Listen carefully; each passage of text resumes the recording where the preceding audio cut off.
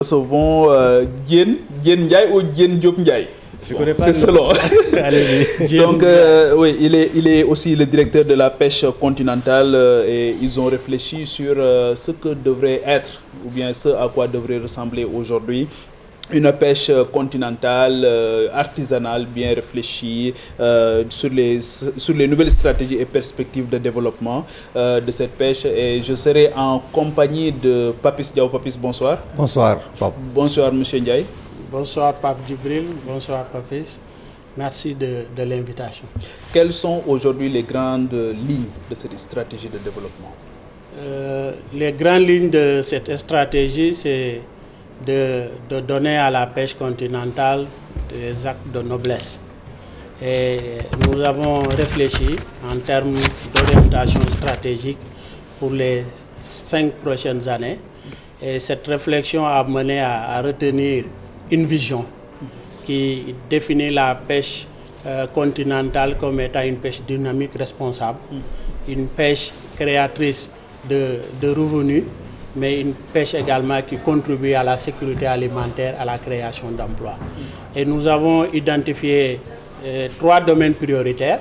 Le premier axe consiste à régler le cadre juridique, disons le cadre de la gouvernance, parce que vous n'ignorez pas que la pêche continentale est régie par une loi qui date de 1963. Donc, à l'époque, la pêche continentale dépendait des eaux et forêts. Et donc, ce texte est devenu caduc. Donc, il nous faut, sous ce texte également, réviser la loi, promulguer la loi avec son décret d'application, mais également mettre en place des cadres de gouvernance pour une meilleure participation des acteurs.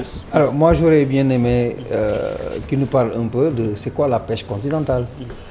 La pêche continentale, comme le stipule le décret, la loi 63-40, c'est la pêche qui se pratique dans les fleuves, dans les lacs, dans les mares et dans tout ce qui est cours d'eau artificiels. Est-ce qu'il y a une différence avec la pêche artisanale?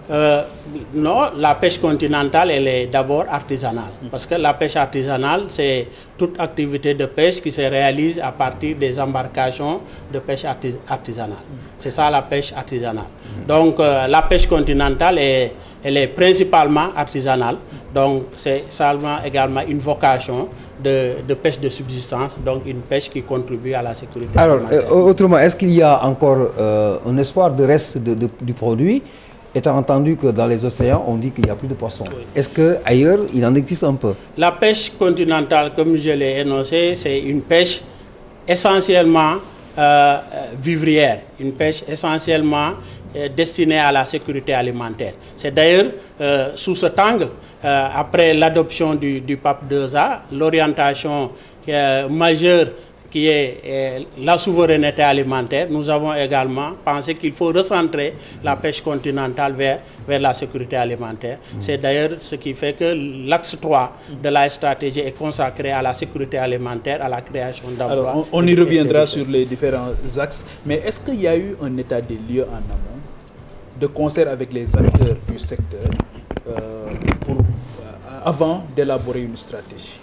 Qu'est-ce que l'état des lieux a révélé? On a le plan stratégique est adossé à un diagnostic, oui, qui est un diagnostic très profond. Parce que le diagnostic remonte aux années 70 et ce diagnostic-là a révélé, bien sûr, comme vous l'avez dit, c'est un diagnostic participatif. Il y a eu quand même un biais qui a été dicté par la pandémie pour des questions de respect des mesures barrières. Mais comme vous le savez, en profondeur du Sénégal, nous avons des services régionaux qui ont depuis 20 ans travaillé, ont fait remonter un certain nombre de préoccupations qui ont été prises en charge dans la stratégie.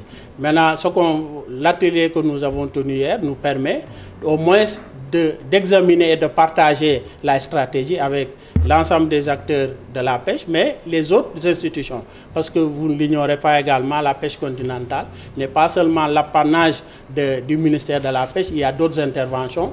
Si vous prenez les autres usagers, vous avez l'agence de l'aménagement du territoire qui fait toute la prévision sur le développement local. Vous avez également tout ce qui gère l'eau à travers le lac de Guerre, l'OLAC, etc. C'est des usagers multiples et c'est à travers cette synergie-là que nous devons dégager. Alors, ça, c'est l'aspect participation. Qu'est-ce que le diagnostic a révélé? Qu'est-ce que vous avez constaté? Le diagnostic a révélé qu'il y a eu des dysfonctionnements, qu'il y a eu des difficultés.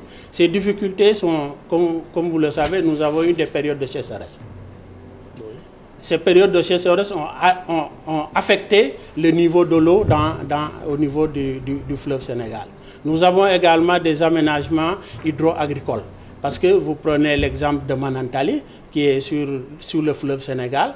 En aval du barrage, vous avez une modification de la biologie des espèces. Ce qui fait que vous avez une modification du peuplement des poissons au niveau du fleuve, aussi au niveau également du lac de Guerre. Donc, vous avez également tout ce qui est pratique agricole, l'utilisation des pesticides également, et vous avez également les mauvaises pratiques de pêche que nous avons notées également dans certains plans d'eau du Sénégal. Alors, sur la raréfaction des produits, la complainte, elle est à la limite universelle. C'est un peu partout dans le monde. Il y a eu les effets climatiques, du changement climatique.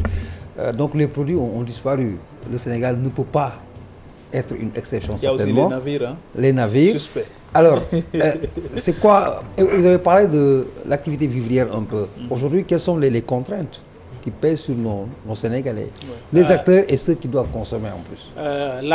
Sur la pêche continentale, Dieu merci, nous n'avons pas des risques de pêche INN à grande échelle. Parce que, comme je l'ai dit tout à l'heure, c'est une pêche essentiellement continentale. Donc, de ce point de vue-là, je peux vous rassurer, nous n'avons pas cette crainte. Ce qu'il faut également, nous avons... Mais les prises ne sont pas ce qu'elles étaient il y a quelque temps. Je vais en venir à cette quantité, cette possibilité aux Sénégalais de pouvoir disposer de ce produit. Oui, il y a les facteurs anthropiques que je l'ai dit tout à l'heure. Vous avez au niveau des plans d'eau, vous avez des occupations anarchiques, vous avez les plantes envahissantes comme le Tifa également, qui constituent, et vous avez également, on a perdu certaines mares qui ne sont pas des mares pleines du fait de l'envahissement. Alors, est-ce que vous avez un link, une relation avec les mangroves? Les mangroves. Oui. Qu'en est-il aujourd'hui? Nous avons ce qu'il faut retenir en amont que ce soit en pêche maritime qu'en pêche continentale, les mangroves constituent un biotope par excellence. C'est là où vous avez toute la base de reproduction et de régénération des ressources. Donc, d'ailleurs, c'est pour ça que vous avez une attention particulière qui est accordée au niveau des estuaires en termes de protection. Donc, cet écosystème des mangroves est un écosystème primordial aussi bien pour la pêche qui est menacé. C'est pour ça que vous avez des conventions sur la protection des zones humides qui fait que ces écosystèmes-là sont protégés. Et c'est des écosystèmes également qui représentent un intérêt pour la pêche. Si vous avez les estuaires au niveau du fleuve Saloum, c'est ça qui justifie un peu que vous avez dans la zone du Sine Saloum un écosystème de pêche et une activité de pêche importante. Donc, revenir un peu sur la question des changements climatiques, c'est important parce que ça affecte également le niveau de l'eau, mais également ça affecte le cycle biologique des espèces. Le Sénégal, je peux vous rassurer que nous ne sommes pas isolés du monde. On a du poisson, c'est vrai que la demande est assez importante. En pêche continentale, ce qu'il nous faut, c'est qu'il y a quand même une nécessité d'organiser les acteurs parce que quand vous pêchez du capitaine, quand vous pêchez de la crevette, vous avez besoin de les conserver. Donc, les infrastructures de conservation, l'organisation des filières, c'est ça que nous avons projeté de mieux orienter, assister les acteurs pour également rendre dynamique la disponibilité et l'accessibilité du poisson. Maintenant, le défi de l'organisation. Est-ce qu'on peut s'arrêter sur le défi de l'organisation et aujourd'hui, quelles sont les stratégies qui sont élaborées pour aider les acteurs à mieux s'organiser et vous permettre, vous tutelle, d'avoir un interlocuteur crédible?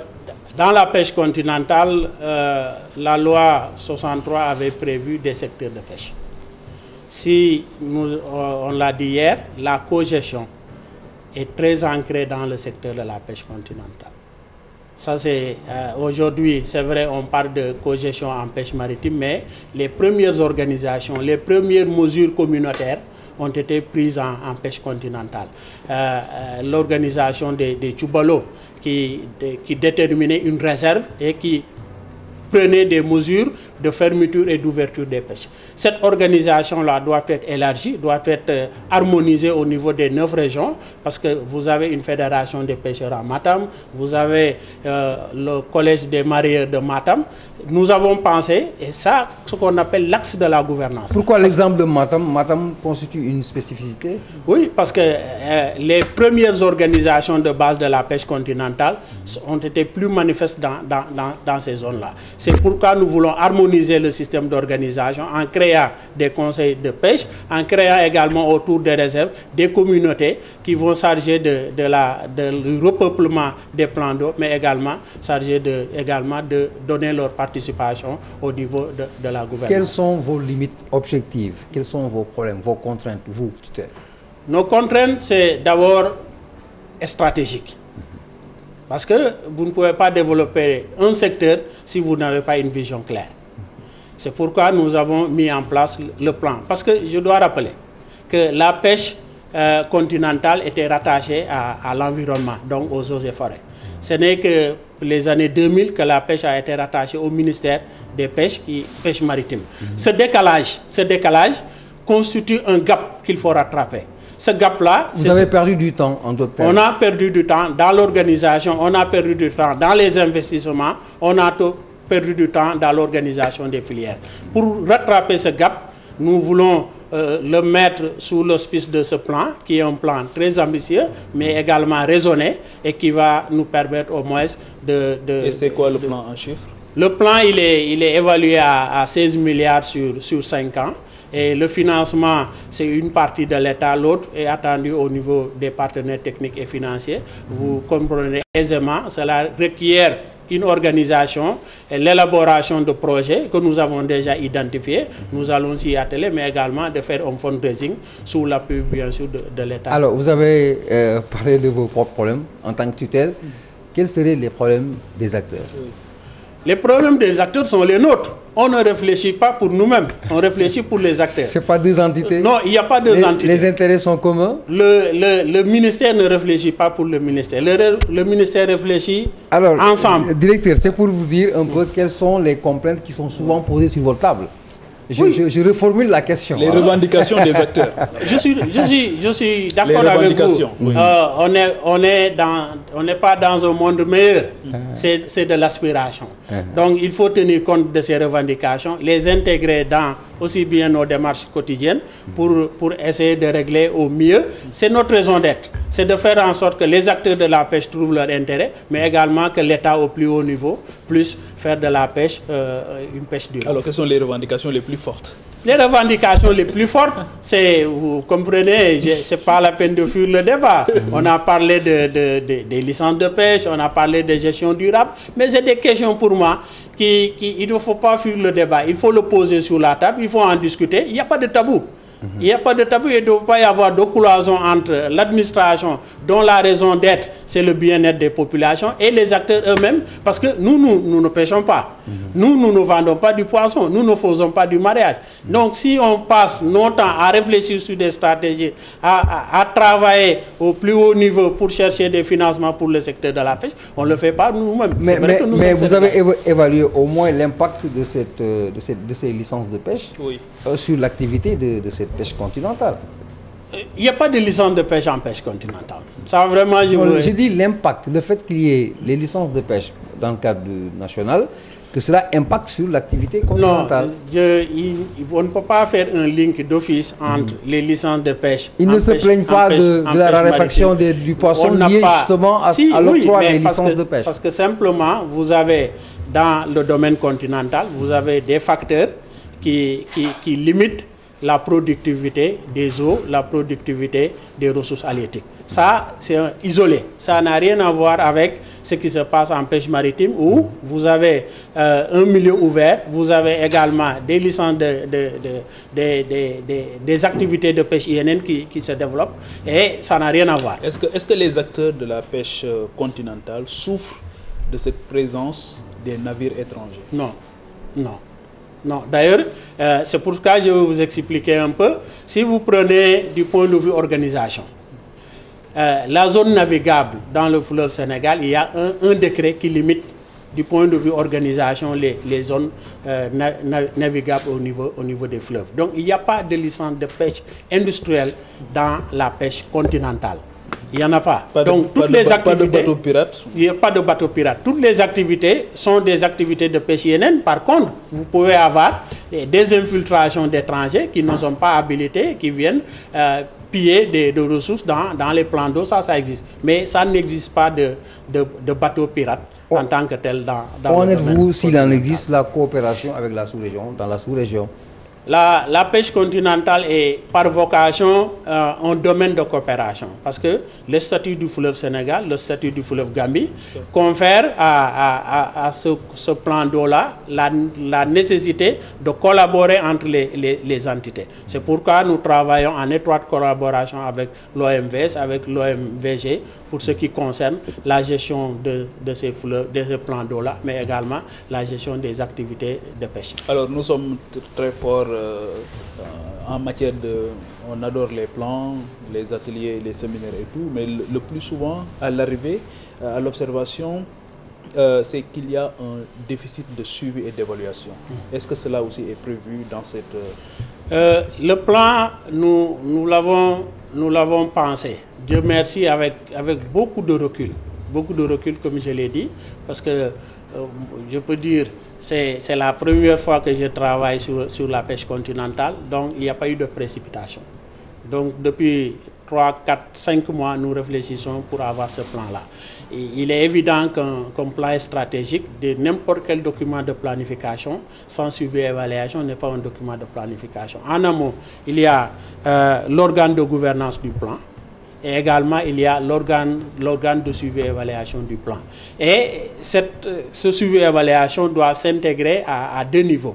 Au niveau stratégique par le ministre, parce que le plan a un lien avec la lettre de politique sectorielle. Donc le pilotage se fait au niveau politique, au niveau sectoriel par le ministre, à travers le comité conjoint de suivi de la lettre de politique sectorielle, qui regroupe l'ensemble des acteurs de la pêche, les partenaires techniques et financiers et les acteurs. Et il y a un autre niveau qui est au niveau opérationnel, qui est assuré par la direction des pêches, la direction de la pêche continentale, avec les autres collègues du département, mais également l'ensemble des autres institutions et services de l'État, l'agence de l'aménagement du territoire, l'agence d'appui au développement local, parce que la pêche continentale également intéresse les collectivités territoriales. Alors, elle a son importance, je veux parler de la pêche continentale, puisqu'il existe déjà. Alors, est-ce qu'aujourd'hui, je fais un peu de projection, négativement. Hein. Alors, s'il arrivait que nos ressources s'épuisent aujourd'hui, est-ce que la pêche continentale pourrait alimenter, approvisionner le Sénégal en poissons? C'est réinventé. Il faut qu'on soit d'accord. Les ressources halieutiques sont des ressources biologiques, donc épousables au sens strict du terme. Mais le Sénégal n'est pas sous la menace d'un épuisement de ces stocks. On a un effort de pêche quand même considérable, une capacité qu'il faut gérer parce qu'elle n'est pas extensible à long terme. La pêche continentale également, tant que nous aurons de l'eau, tant que les écosystèmes, parce que le fleuve Sénégal, nous l'avons trouvé ici et certainement nous laisserons le fleuve ici. Par contre, il faut l'anticiper parce que ce n'est pas seulement le fleuve, c'est les mares, c'est les réserves, c'est les plans d'eau. Ce que nous avons prévu également dans le plan, c'est de revitaliser les réserves, les plans d'eau. Par exemple, vous allez à Bakel, l'exemple que je veux citer, il y a même des ressortissants de Bakel qui aident les populations à surcreuser les mares. Parce que quand vous surcreusez les mares, vous avez des retenues d'eau permanentes et vous pouvez même pratiquer des activités additionnelles de pisciculture dans ces réserves-là. Donc, de ce point de vue-là, il n'y a pas d'inquiétude. Par contre, il nous faut régénérer ces ressources-là, appuyer la diversification, parce que certainement, il y a des pertes de biodiversité qu'on peut noter dans ces écosystèmes. L'autre défi aussi, à part l'organisation, c'est les moyens de stockage. Des efforts ont été faits, mais est-ce qu'ils sont suffisants? Nous devons avoir également une lucidité là-dessus. La lucidité, c'est de dire, si vous voulez réaliser la sécurité alimentaire, il faut rendre accessible et disponible le poisson. Le poisson n'étant pas disponible en toute saison, il faudrait qu'on ait des techniques qui nous permettent de transformer le poisson, de le conserver à longue durée, pour que, en période d'hivernage, où souvent les réserves sont fermées, les acteurs sont consacrés à d'autres activités, qu'on puisse disposer de cette protéine. C'est pour ça que nous avons, dans le plan, imaginé à accompagner des groupements féminins à travers des coopératives pour organiser un système que nous imaginons, c'est des kiosques, mais qui sont équipés de tout ce qui est nécessaire à la conservation. Mais l'État également, à travers des partenaires, est en train de construire des infrastructures. Dans le cadre de l'OMVS du PGIR, on est en train de construire un marché aux poissons à Ourossogui. On est en train de construire un marché aux poissons à Richard-Toll. Mais nous allons accompagner également dans les différentes collectivités territoriales à installer des unités légères, parce qu'il ne s'agit pas de créer un quai de pêche, ça ne vaut pas la peine, mais on créera des unités qui permettraient d'assurer le stockage pendant les périodes nécessaires et d'avoir des flux, parce qu'on peut avoir des apports qui viennent de la côte, et ces apports-là, il faudra les stocker. C'est tout le sens qu'il faut donner au programme froid qui a été également amorcé depuis Alors, quelques années. une dernière question, Oui. Certainement. Comment se présente la cartographie de la pêche continentale, selon les zones? Comment elle se présente aujourd'hui, s'il existe? Elle existe. Elle existe parce que simplement, que ce soit les plans d'eau, que ce soit la répartition des acteurs le long du lac de Guerre, pour donner un exemple, c'est connu. Donc on a la cartographie des plans d'eau et des réserves. Ça, c'est connu, des acteurs. Par contre, ce qu'il faut rajouter à ça, c'est que nous devons compléter le travail qui a été fait depuis 2012. C'est également recenser dans certaines zones les acteurs.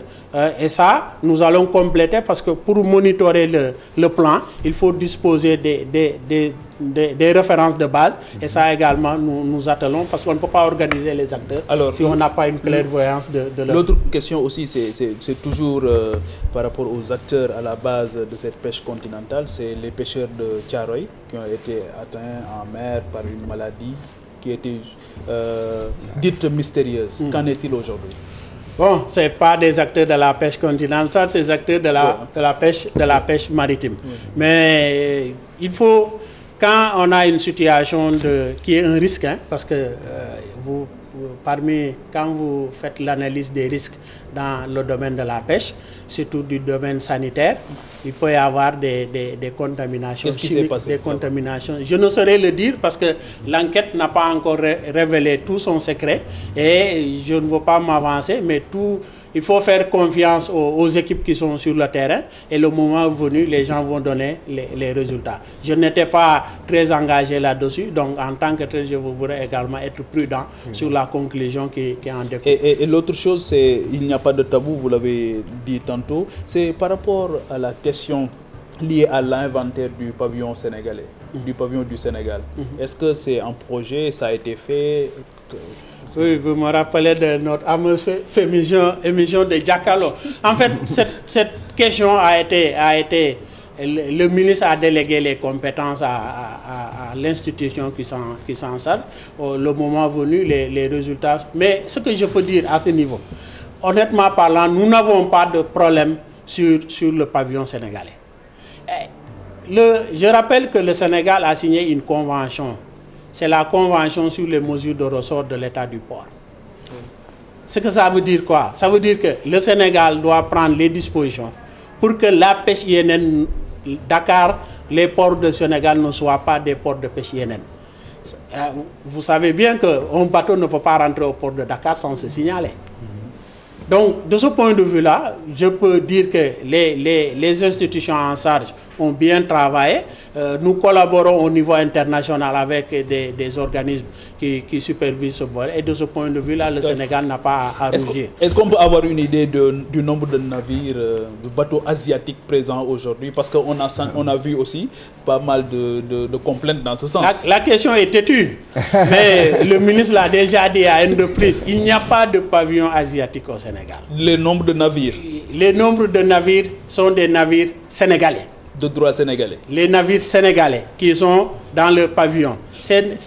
qui suivent une procédure qui sont gérées par des autorités qui ont une longue expérience. Mais est-ce qu'ils ne viennent pas tout simplement pour contourner la législation sénégalaise, devenir des entreprises de droit sénégalais et profiter justement de...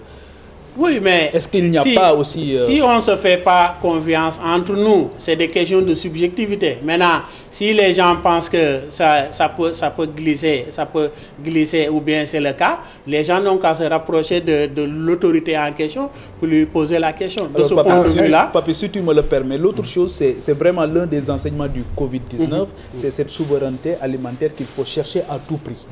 Et dans ce défi, il y a aussi le défi de l'industrie. Donc la pêche intimement liée avec le secteur de l'industrie. Est-ce qu'aujourd'hui, dans toujours la stratégie, votre contribution, est-ce qu'elle est attendue?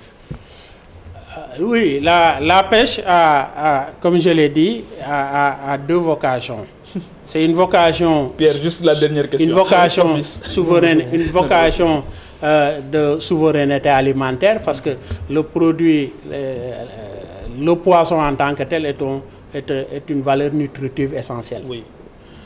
Vous avez également la création d'emplois et de richesses, parce que également c'est des emplois, également c'est des entreprises qui sont créées. Mais vous avez également de la valeur ajoutée qui est créée, soit sur le marché intérieur ou bien à l'export.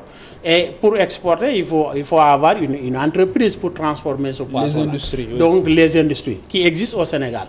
Donc, le Sénégal a une longue expérience d'industrie. Donc, si la pêche occupe le premier poste d'exportation aujourd'hui, c'est parce que ces industries-là fonctionnent et ces industries-là exportent, nonobstant, bien sûr, les difficultés d'approvisionnement qui ne manquent pas. Pierre, juste une petite question. C'est dans le même sillage que Pape Djibril, c'est par rapport à la stratégie. Vous avez souligné tantôt que c'est une activité qui fait vivre les acteurs, et à un moment donné de l'année, ils abandonnent ces activités pour s'adonner à une autre activité. Autrement, est-ce qu'il est possible d'envisager aujourd'hui que cette pêche continentale puisse vivre son nom tous les 12 mois?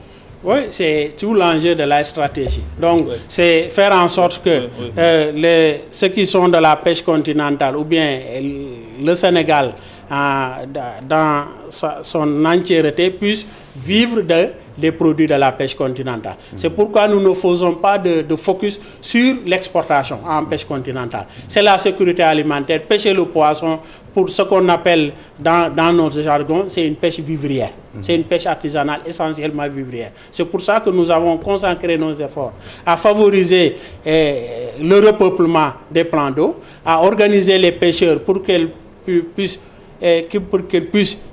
exploiter les ressources, mais également pratiquer d'autres activités, y compris des activités alternatives que constitue l'aquaculture. Merci. Et faire face à l'immigration clandestine. Merci beaucoup. Donc nous recevions, merci chers téléspectateurs, nous recevions dans cette deuxième partie de Soir d'Info, Monsieur Diène Ndiaye, qui est le directeur de la pêche continentale au ministère de la Pêche et de l'économie maritime. Et j'étais en compagnie de Papis Diaw. Merci, restez en compagnie des programmes de la télévision Futur Média. Merci beaucoup.